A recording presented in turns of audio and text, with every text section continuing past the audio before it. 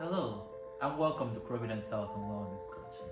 My name is Uchenna Nene, and I'm a registered nurse and also a board certified nurse coach. And here with me today is... My name is Amy Cherry, and I'm a registered nurse as well. I've been nursing for about 8 years. Yeah, I've been a nurse for about 5 years now. And the reason for our conversation today was going to be, we're talking about nutrition and the importance of nutrition in our overall health and well-being. So today, Amy right here has some experience in nutrition, and she's had a lot of time to practice and test a lot of the things that she's going to be telling us today. So stay tuned. All right. Firstly, so what inspired you to pursue a career in nursing? Well, I was a late bloomer. I was in college for a long time, kind of bouncing back and forth between a lot of things that I enjoyed, but nothing that really clicked. And it wasn't until that kind of a late in life, last-ditch effort. This is a funny story, so I'm going to tell it. My stepmother was like, "You're getting old, you need a skill." And so she encouraged me to become a CNA, and I started nursing from the ground up. And through becoming a CNA and then a med tech and then working my way up and becoming comfortable with just being with people and getting care from the most fundamental level of where care starts, it all finally made sense. So I've got a lot of life experience. I studied nutrition and dietetics for a long time before I was really close to completing it, but nursing all of a sudden crashed into my life and became the passionate option. And so I became a nurse through just the groundwork of starting from the bottom and working my way up. Oh, that's great. So I know you said you had a long career and you went to school for nutrition, but over the years you've done things, because I've seen you talk about keto diets, I've seen you make a recipe, I've seen you try your recipe with patients, and I've seen the results they've had with your recipe. So would you be willing to share all of that? Absolutely. So there's a little bit of backstory that inspired me to become interested in the keto diet.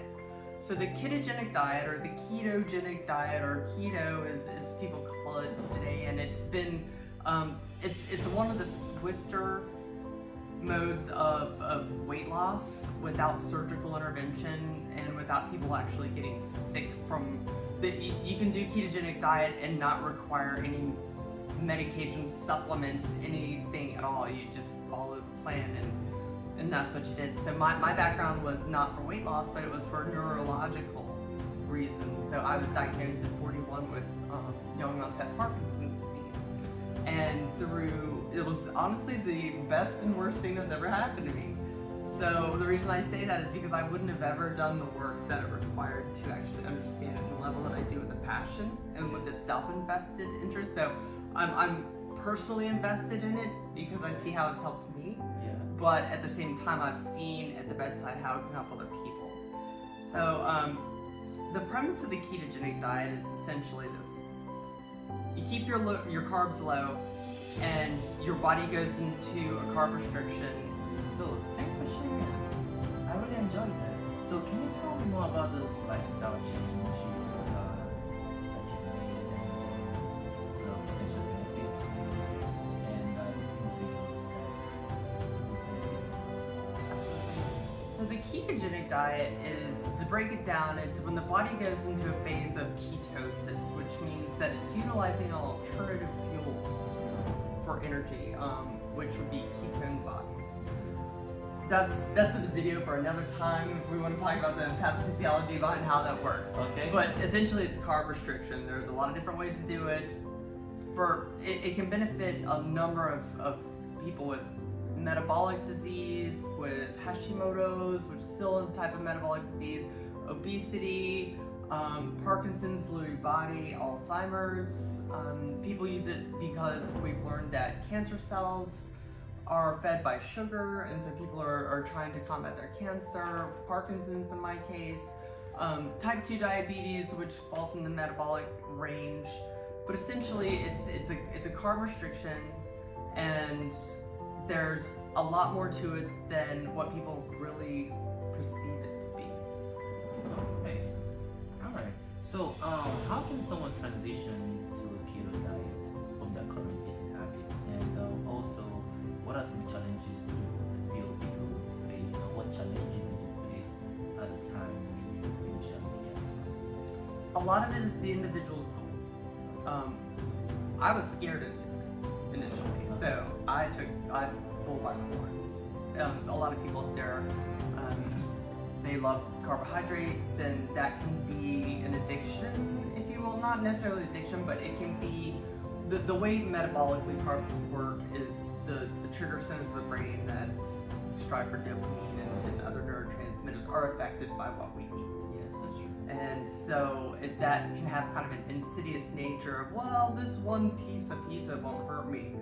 In a way that the cigarette smoker might say, this one cigarette's not going to hurt me, but the whole carton, that's a different story. Yeah. So it's somewhat of a progressive thing, but it's going to be really individually based. So, can you provide like a practical tip for maintaining this keto diet, dealing with social media and diet? I pioneered all of this in my own life when there was not a lot out there. So, yes, eat before you go anywhere. It's kind of like going to the grocery store. You don't want to go hungry. But that comes with time. That comes with knowledge. That comes with assistance, help, coaching, support. That comes because it is a lifestyle change. Yes. All right. So, do you, ever since you began this process and lifestyle changes, did you come across any misconception about keto diets? You know, because online now there are many people who are talking about diet change, and everyone's having different theories, you know, on what to do to, you know, pretty much get rid of weight, you know, weight gain, and you know, live a lot more healthier. So, any misconception with the keto diet? There's a lot. First things that people, well, at least previously, is they would lump the Atkins diet, which was initially the first ketogenic diet that we knew of. Now, keep in mind, ketogenic diet was created in the 1920s to assist children with epilepsy. Before we had Dilantin, before we had just the other medications, Yeah. and once they transitioned to medications, then they didn't need the food. Like Hippocrates said, let food be thy medicine, medicine be thy food. But we have since gravitated away from that.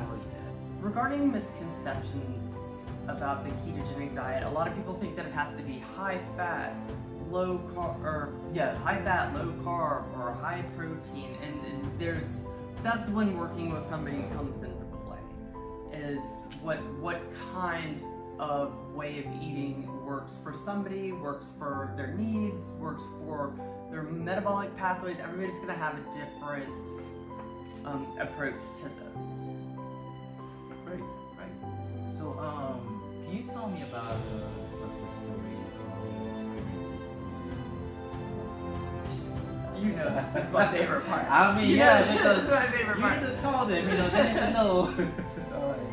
So when COVID hit and everybody was on isolation, and I think I might have earlier started to talk about how one of my challenges is like I have a sweet tooth, all of them.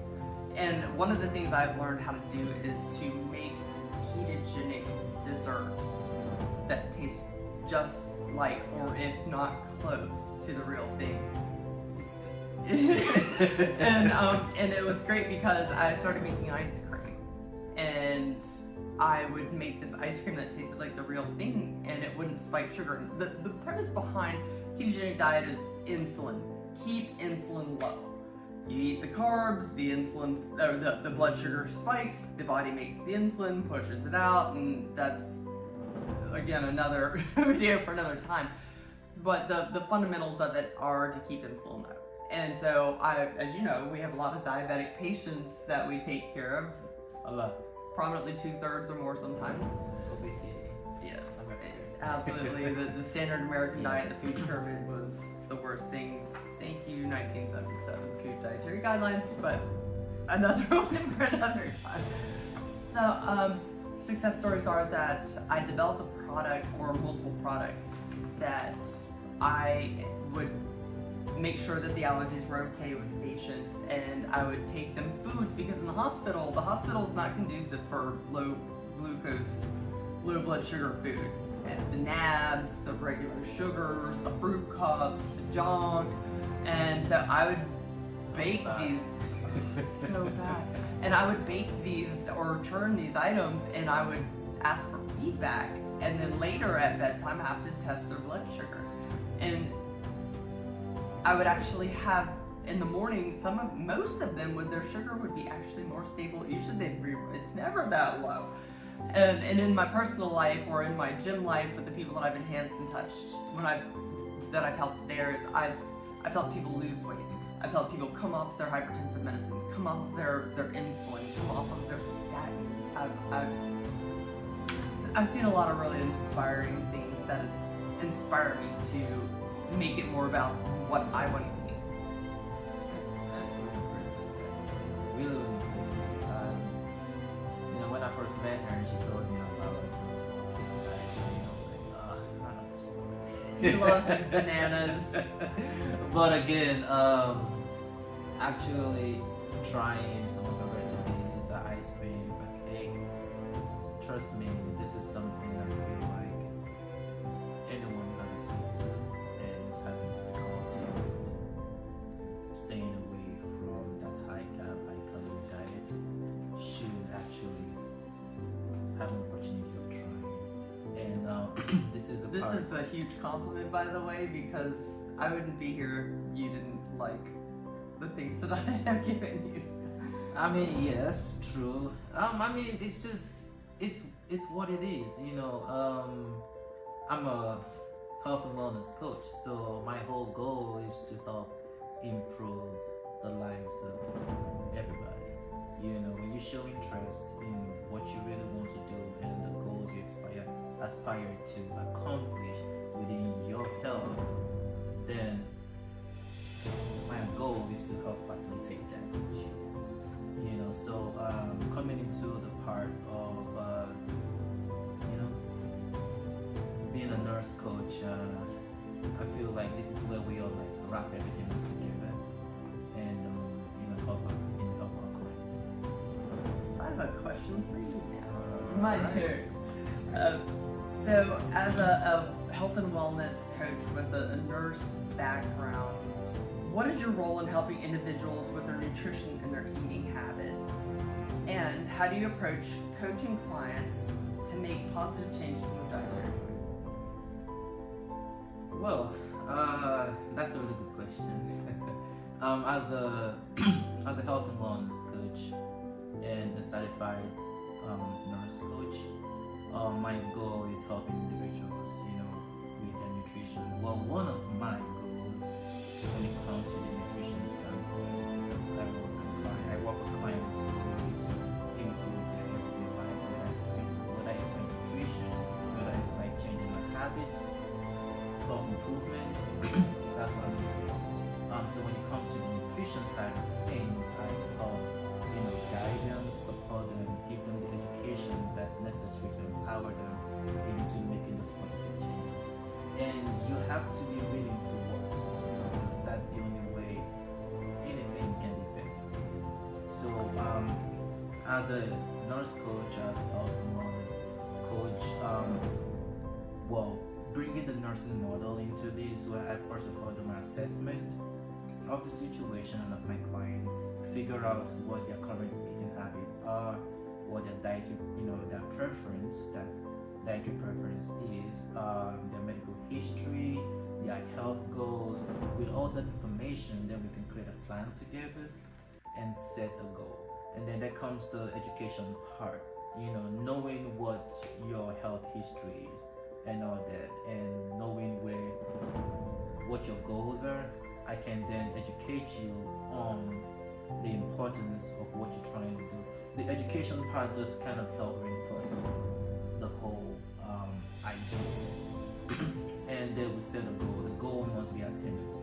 we'll start with short-term goals, from there increase that, and coming together and having me work with you just helps, it helps to create accountability. So you have somebody who's, walking in step with you and making you and keeping you accountable every step that you make. Accountability is key. Oh yeah, it is key. Because sometimes you really want to walk the walk, but at the same time, there's some days you don't really feel it, and you really need someone to, This is where the low carb keto way comes, is because people who want to see results quickly, it's not something that takes 6 months to see results. In 2 weeks you'll feel it. In 4 weeks they'll see it. Exactly. And you know what? That comes, and that's, like you said, the accountability. If you have someone holding you accountable every step, the result not trying to sugarcoat anything. Yes, it does take work, but a lot of times when you're disciplined, because accountability does have a great big discipline too. When you're disciplined and you're focused and determined in achieving this goal, and you have someone holding you accountable each step of the way, your results are fast. And I think it's important to note that for some of us who have struggled or do struggle with obesity or metabolic disease, it took a long time to get there. So it's going to not be an overnight change, and that's why doing it by oneself seldom works. It does, it really works. But understand, it's a process. It doesn't happen overnight. But when you start and you're consistent, and you're having someone holding you accountable, the results are so blurry. It's gonna be hard for you not to notice it. This has been a good way to introduce this nutrition aspect. And if you want more information on how to keep up with your diet and meal preps, you could always go onto our website at providencehealthandwellnesscoaching.com and go on to the nutrition section. You're gonna have her contact. You can email her, you can give her a call. She could write up a meal plan for you, give anything that you want. She's yours. I'm just gonna help coach you along the way to make sure that you're walking the talk. Okay, I know you have to decide to want to do it, and then you have to stick to it. So I'm gonna be the guy behind you, pushing you every step of the way. So don't forget, Providence Health and Wellness Coaching, and this is to help you. You have a wonderful day.